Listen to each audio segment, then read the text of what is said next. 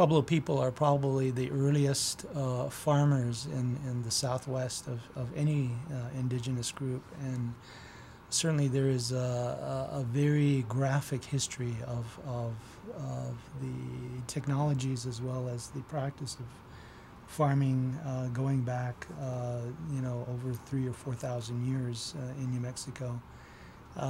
And I think that that's a very, very important history to understand and to begin to reflect on, because in earlier times, food actually was grown in a variety of different kinds of contexts that allowed for a variety of different kinds of technologies, farming technologies, as well as access to water. So, you find evidence in some of our Pueblo ruin sites of, mulch gardens, rock mulch gardens. In other places you have waffle gardens. In other places you have gardens that are fed by small streams that are located adjacent to those fields.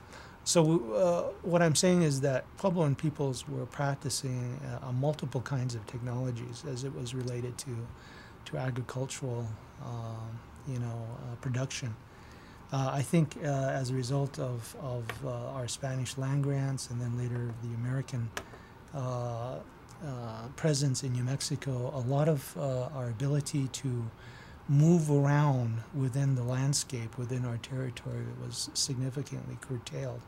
So that now pretty much most Pueblo boundaries are defined by law and also by treaty of Guadalupe Hidalgo to the sites that you currently find the Pueblos in.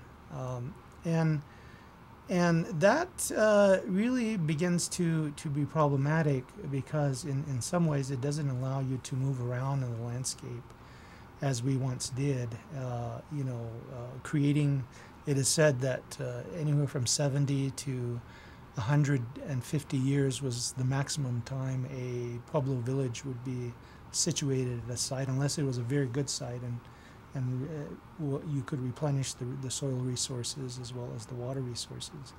But that's why you find in New Mexico so many Puebloan sites, village sites.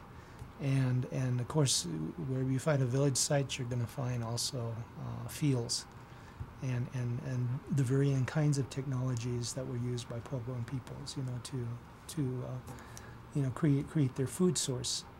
And so in modern times, we have been, in a sense, placed on, as you would call them, reservations, Pueblo land grants, which allows us, and some are large and some are very small. We don't have the same kind of mobility within our landscape as we did traditionally or historically. And this then requires us to use, in many cases, Western techniques of farming, as opposed to being able to do and utilize some of our historic traditional techniques of farming. And as I said, as our Pueblos evolved, through time, especially after World War II and the advent of wage work, you find that fewer and fewer people were farming and are farming in their respective reservations, respective land grants.